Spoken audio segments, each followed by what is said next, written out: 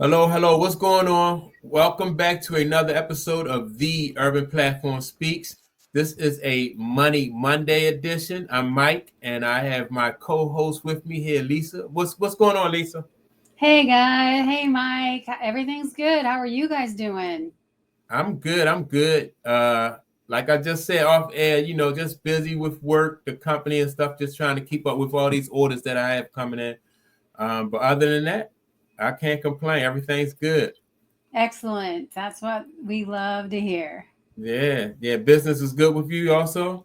Yep, just still trying to get people onto the program that's coming up with the visa settlement and just working on some new projects. So yeah, no complaints on my end either. Yeah, that's good. That's good. That's always good to hear. So today's topic is about spending more and saving less, right? And so the reason why I wanted to discuss that is because we're coming up on the end of the year, and like with New Year's and all of that. Well, New Year's and everything, people will be setting like their resolutions and stuff like that. So I figured that this would be a good time for people to really plan ahead and get a jump on, like, whatever their New Year's resolutions are going to be as far as like spending and budgets and stuff like that. It's a good Yeah. idea. Yeah. So let me ask you, do you usually set New Year's resolutions as far as budgets and I, spending? I don't. I mean, Yeah. as far as budgets and spending, yes. But Hmm. as far as resolutions, no, because I find that for the most part, I'm a list maker. I try to, break my goals down in bite sizes. And I think people get very disenchanted after, Uh-huh. 2 weeks to a month and they don't do what they said they were going to do. So, Yeah. but budgeting, I'm, like literally, I'm kind of old school. I literally have a budget planner right here. It says, I don't Yeah. know if you can see it, Yeah, I can budget see. planner. And I write everything that I spend, in here. I keep track of it month by month. So it Hmm. really helps me, look at where the money's going. Right, right. Yeah, yeah, yeah.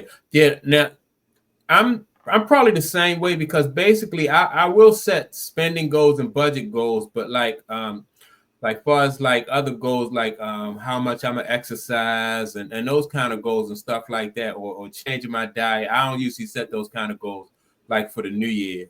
Um yeah, they don't last long anyway. So but yeah, so now with that being said, I thought up a couple subjects or topics that we could speak on. The first goal I thought was pretty good, and I tried this recently. Is the I call it the no no spend for a month goal, right? And so basically, what that is like for me to make like purchases as far as like anything that I really don't need, don't buy it. Like as far as clothes, shoes, like material items that I really don't need, just for a whole month, just basically try to buy the basic necessities of what I really need. That's a great one. I've seen that come and go in different forms, but yeah, like Hmm. they have no spend weekends, no spend months, and Okay. really, just like what you said, it's about we're not saying don't buy food, don't buy gas, don't pay Right. your rent, Right. but basically, do you really need that fifth, dirty chai latte, this week Yeah. from Starbucks or wherever you go? Do you really need that purse or that extra set of tennis shoes when you probably already have five? Right. It's kind of that's what we're talking about. Right. Right. Right. Yeah. Um and I find that like you said, you don't accumulate things that you really don't need as far as like tennis shoes and clothes and stuff like that. And really it allows you to really to just save better when you don't buy stuff that you really don't need. You can see your money, you can track your money a lot better like that, and so that's something that I've tried lately, and it's worked for me. Hopefully, people who watch this video, they can try that, like you said, they can do it for a weekend or a week, you know or skip, like you said, like buying that coffee in the morning from Starbucks or any of those type of stores, or Dunkin' Donuts, where you every morning you go and buy a coffee.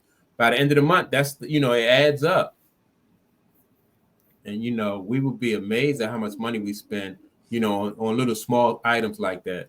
Absolutely. It does add up very quickly too. Yeah. Yeah. So yeah, I thought to make, that might be one good idea, ideas that, people can use. So now the next one I came up with is pay more on your credit cards, right? Because of the way interest is calculated on credit cards, I think that, the lower the balance is, the more that you'll wind up paying. So if you can pay a little bit more on there, and then, that'll save you money as far as like having to pay more as far as like what the balance is on the credit cards. Yes, I agree. And, they call it, there's some, financial tools like debt stacking and things of that nature where you pay one credit card down and then you take the payment from that credit card that you paid off and you add it to the payment of something else. Or if you don't have any other credit cards to pay off, you take that money that you normally would have paid on your bill, on your credit card bill, and you don't see it. You put it in savings, or you go invest it, or do something, productive with it, for lack of a better term. Credit with the average credit card interest rate being at 30% now and rising. Yeah. That means for 30 cents on every dollar you have on the credit card is interest only. Wow. That's crazy. Yeah. Now let me ask you this. In your opinion, like when you're paying off credit cards, do you pay off the highest one first or you pay off the lower one first? That is a great question. So if there's one that is a lower balance and I can just get rid of it right away, I will do the one that's like, say if it's under $500 or whatever, I'll just try to get rid of it as soon as possible. That are ones that are over that much, I try to, again, do the debt stacking thing where I get rid of one and I take, that payment on top of this, payment I'm already making and try to pay it down quicker. Okay. Yeah, that's the kind of strategy I tend to use as well. Yeah. And try not to, if you can't pay for it in cash and you can't pay the credit card at the end of the month, then maybe you should rethink the expenditure. Right. Absolutely. Yeah, that's good advice. Yeah, because that interest just adds up so fast, and then you wind up paying, so much more than what you would have originally, like you said, if you had to pay cash. So yeah, that's a good one. All right, so another one I came up with is savings goals, right? And like I said, like at the end of the year, I think this is a good one to start, like with savings goals, as far as you start the year off right and setting a goal and knowing why you're setting this goal. Maybe if you know why you're setting the savings goal, that will may help you to stay more motivated and focused. So I think savings goals may help too. There's actually, a ton of apps that help with that. Kind of like, for example, I mean, this is not because I'm, affiliated with them or anything, but, Acorns, for example, is a good app. Sometimes your bank will even have where you make a purchase on your debit card and the balance or the difference, you roll it up and that difference goes into your savings account. Same thing with Acorns. Acorns, you can set it up where you can contribute to it every week or every month or whatever.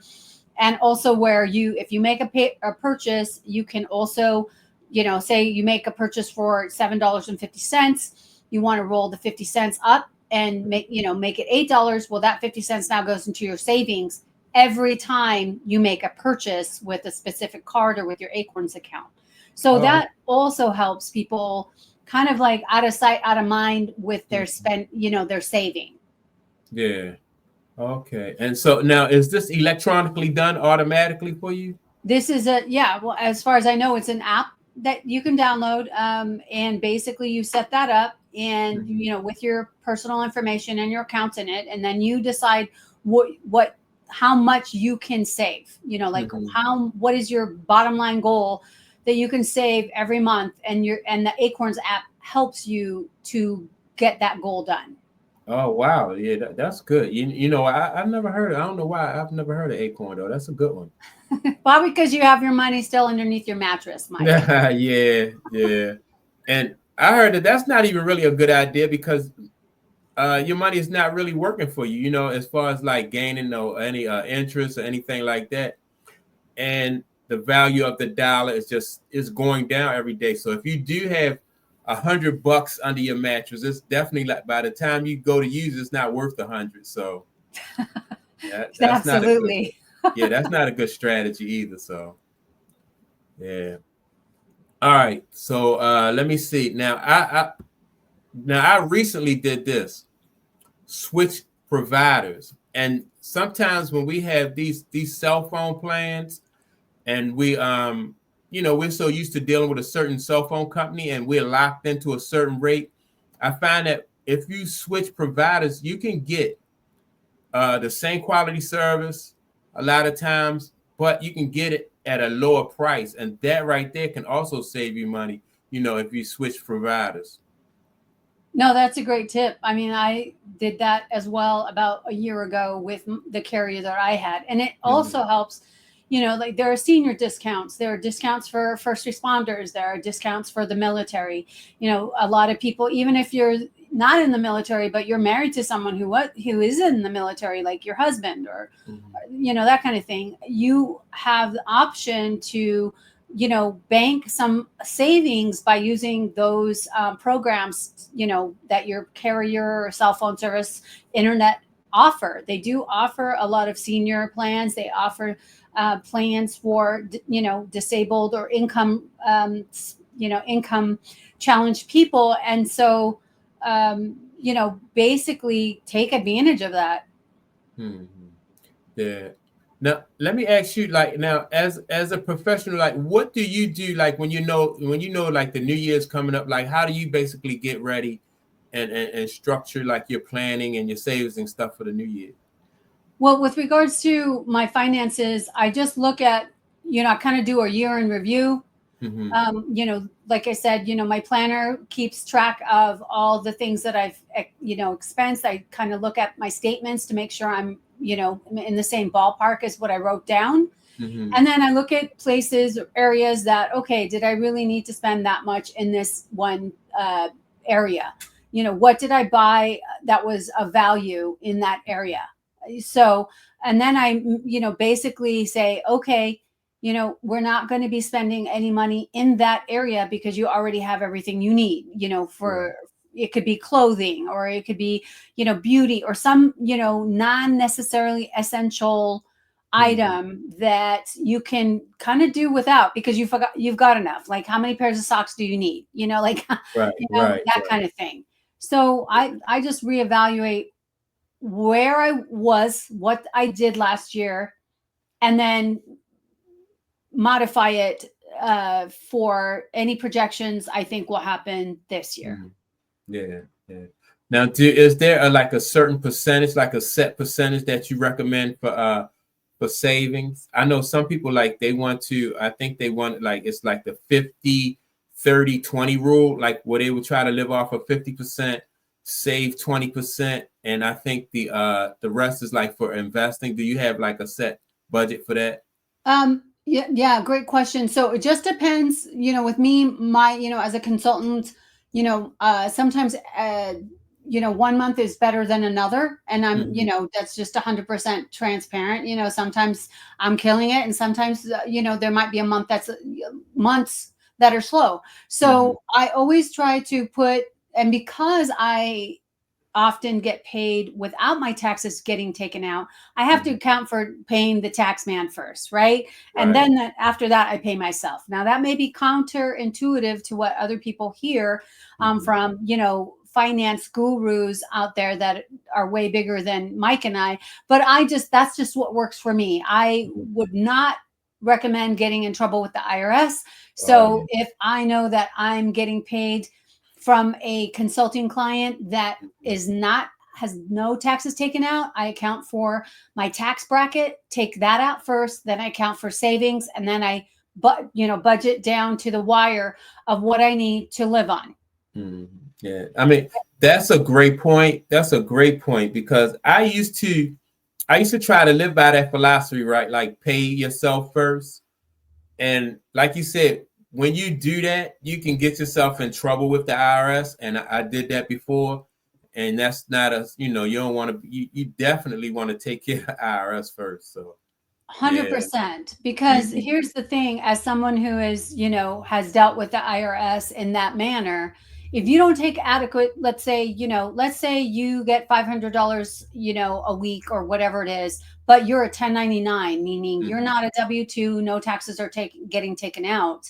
Of course you have expenses, but you know, most people should budget 20 to 25% of that, immediately put it away for taxes. Then out of the balance of that, then, you know, take 10 to 20% out for yourself and then deal with the rest, because the IRS compounds their interest like daily. So you might be in the whole $1,500 with the IRS, but if you're only making $50 to $100 payments, by the time you get done with that, you're going to be looking at $2,000, $2,500, you know, of interest the IRS is going to add on there. Yeah, that's a good point. Yeah, I found out the hard way that you definitely want to make sure you pay out, you know, take care of the IRS. And a lot of people, like you said, with the 1099s and people are self-employed, find themselves going through that, you know, with the IRS. So let me see now. Do you have any other tips or anything that you recommend for people like going into the new year?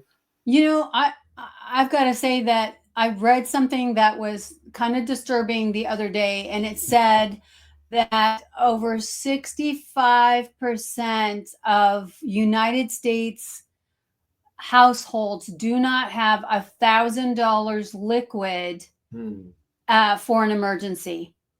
I don't know if it was Forbes or I just remember seeing that 65% of households in the United States do not have $1,000 liquid for an emergency fund. That's not counting 3 months of emergency expenses if you lose your job or need, you know, car issues or medical or whatever, if you're not medically covered. So I think the biggest thing that can take away and can give you guys out there is that, you know, what are you going to do if you have an emergency? You know, it really rethink your purchases. You know, when you're out there spending frivolously, like Mike said earlier, on the small things that totally add up, there's your $1,000, you know, at the end of the month, there's $1,000 that you might have blown that could be your emergency fund. There's $1,000 or, you know, that you could put in your Acorns account or whatever account to start investing with. So I think the biggest takeaway I think people should understand is, you know, you can't take the money with you, right? And don't pay Peter to, you know, borrow from Peter to pay somebody else. Right. Always keep an eye on your spending, because if you don't, it will control you 100%. Yeah, that's excellent advice. Excellent advice here, because I hope everybody else thinks so. Yeah, that's excellent, because a lot of times we are our worst enemy, and we complain about being broke and not having this and not having that, but then we don't really think about like all the little, like you say, non-essential things that we purchase on a daily basis. That way, as though if we saved and we knew how to invest, you know, our financial situation would be a lot different, you know, than what it is. So yeah, that's excellent. So yeah, I appreciate it. I think that this was, you know, this is great information for people. I think people, you know, useful information that they can use and learn from. So yeah, I appreciate it. Yes, no, it was my pleasure. And, you know, we really appreciate those who tune into us and watch the shorts and watch the longer content. And we do implore you that if there is something that a business question or money question that you need some answers to, or you just can't find the answer, or you'd like to know what our answer is, please feel free to drop it in the comments. Let myself or Mike know what you're thinking about, and we will absolutely 100% plug that into our next show and try to answer it for you. Yeah. And you know what? I'm gonna as a matter of fact, what I want to do, that's a good point, because that way we can you know, we'll have a list of questions. I want to see if I can get a list of questions together, and then we'll go over the questions, you know. And so maybe I not just go by like what people post, but maybe I'll just take a survey of people, you know what I mean? People that I know may have some financial questions, and then we can answer those questions too. So yeah, that'll be a good show too. Yeah, so drop it below on the comments section, you know, and let us know, because that's really what this channel is about, is helping you make, especially Money Mondays. It's about helping you make better decisions and better choices with your finances. Yeah, I appreciate it. And so before we get out of here though, how's your merch going? You know, it's a little slow. Maybe I've got to, you know, I put some more designs on there, and you know, we're just hoping that maybe around the holiday season, we're in the middle of, you know, the biggest shopping season now. So I'm hoping that, you know, gets more movement. But you know, there's so much competition out there, and you know, I'm kind of old school. I don't try to shove it down anybody's throat. Right. Yeah. It'll catch on. As we grow, it'll catch on.